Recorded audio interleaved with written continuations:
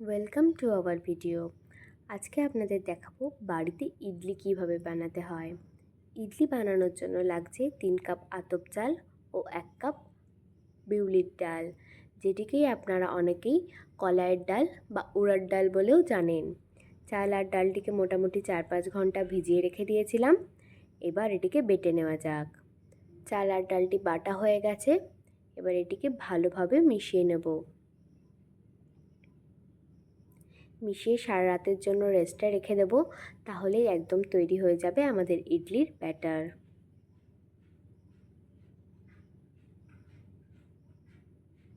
ফিরে আসছি পরের দিন সকালে। পরের দিন সকালবেলায় দেখুন ব্যাটারটি কতটা ফুলে উঠেছে।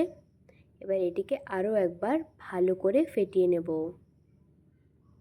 আর এর মধ্যে অ্যাড করে দেব সামান্য পরিমাণে নুন।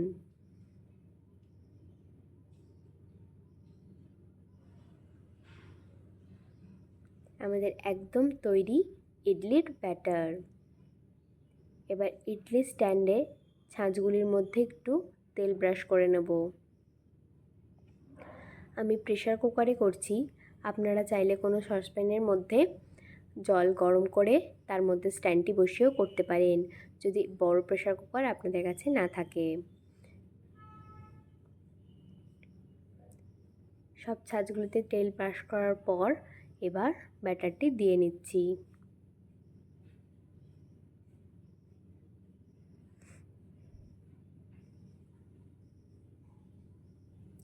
সমস্ত ব্যাটারগুলি দিয়ে নেব।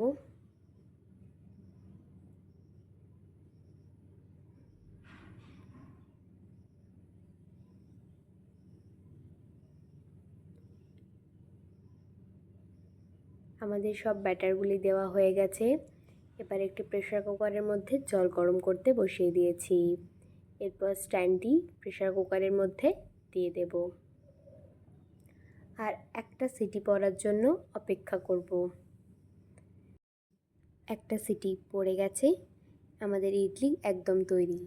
আপনারা কোনো চামচ বা ছুরি দিয়ে একবার চেক করে নেবেন।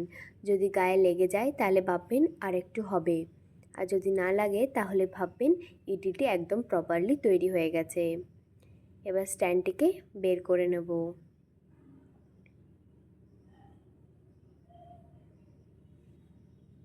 এবার স্ট্যান্ড থেকে ইডলিগুলিকে খুলে নিই চলুন। দেখুন কি সহজেই ভালোভাবে উঠে যাচ্ছে ইডলিগুলি।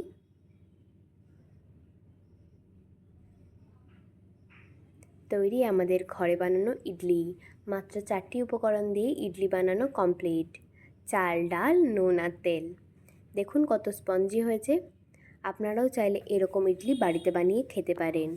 যদি এই ভিডিওটি আপনাদের ভালো লেগে থাকে তাহলে একটি লাইক এবং কমেন্ট করবেন, শেয়ার করে অন্যদের সাথে ভাগ করে নিন, আর আমাদের পেজটিকে ফলো বা সাবস্ক্রাইব করে দিন।